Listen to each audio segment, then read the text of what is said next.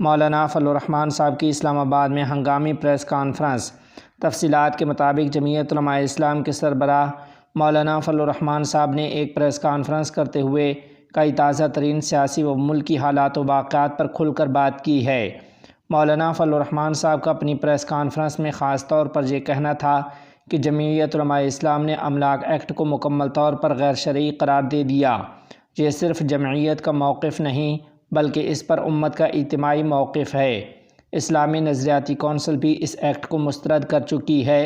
آج اسی ایکٹ کے مماثل ایک قانون ہندوستان میں بھی پاس کیا جا رہا ہے، جس سے اندازہ لگائیں کہ وہاں کی حکومت کس طرح مسلمانوں کی جائیدادوں پر قبضہ کرنا چاہتی ہے۔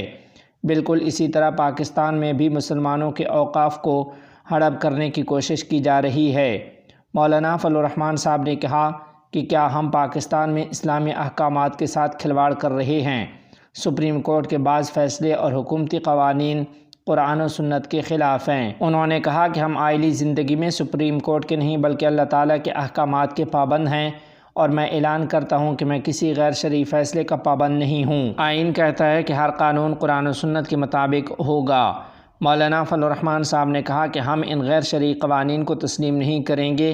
ہم آئینی و قانونی دائرے میں رہ کر اسلامی اقدار کا تحفظ کریں گے اور عوام میں شعور بیدار کریں گے تاکہ دین کے ساتھ کوئی کھلواڑ نہ کر سکے۔ مولانا فضل الرحمان صاحب نے صحافی کی طرف سے کیے گئے ایک سوال کے جواب میں کہا کہ امریکہ میں خواہ کسی کی بھی حکومت ہو، ان کی خارجہ پالیسی میں کوئی فرق نہیں آیا کرتا۔ چاہے ریپبلکن کی گورنمنٹ آئے، چاہے وہاں پر ڈیموکریٹس کی حکومت آئے، باہر دنیا کے لیے وہ سب ایک ہی ہیں۔ البتہ ملک کے اندرونی پالیسی میں کچھ فرق نظر آتا ہے، لیکن اگر آپ یہ سوچتے ہیں کہ وہ فلسطینیوں کا ساتھ دیں گے یا ان کی حمایت کریں گے تو ایسا وہ ہرگز نہیں کریں گے۔ ان کی جو بھی حکومت آئے گی وہ ناجائز ریاست ہی کا ساتھ دے گی، وہ قتل و غارت گری کا ساتھ دیں گے اور وہ انسان اور انسانیت کا خون بہانے کا ساتھ دیں گے۔ وہ انصاف کا ساتھ کبھی بھی اور کہیں نہیں دیں گے اور اپنے ظلم کو ہمیشہ دونوں انصاف کہتے رہیں گے۔ ملکی حالات کے رد عمل میں مولانا فضل الرحمان صاحب نے کہا کہ ہم تھکے نہیں ہیں۔ حالیہ اقدامات ہوں یا پہلے کے، ہر غلط اقدام کے خلاف ہماری جد و جہد جاری رہے گی۔ اس سلسلے میں مولانا فضل الرحمان صاحب نے 2 کانفرنسوں کا اعلان کرتے ہوئے کہا کہ جمعیت علماء اسلام 28 نومبر کو سکھر میں باب الاسلام کانفرنس، جبکہ 8 دسمبر کو پشاور میں اسرائیل مرد آباد کانفرنس منعقد کرے گی۔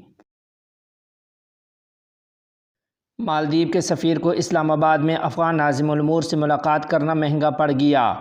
رپورٹس کے مطابق مالدیپ نے اسلام آباد میں اپنے سفیر کو افغان ناظم الامور کے ساتھ ملاقات کے بعد پاکستان سے واپس بلا لیا ہے۔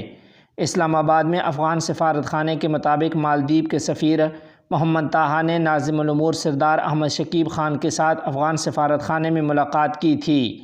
مالدیپ کی وزارت خارجہ کے بیان میں کہا گیا ہے کہ اس کی اجازت نہیں لی گئی تھی اور اس سلسلے میں مناسب اقدام اٹھایا گیا ہے۔ فرانسیسی نیوز ایجنسی AFP کے مطابق مالدیپ کے سفیر کو واپس بلا لیا گیا ہے۔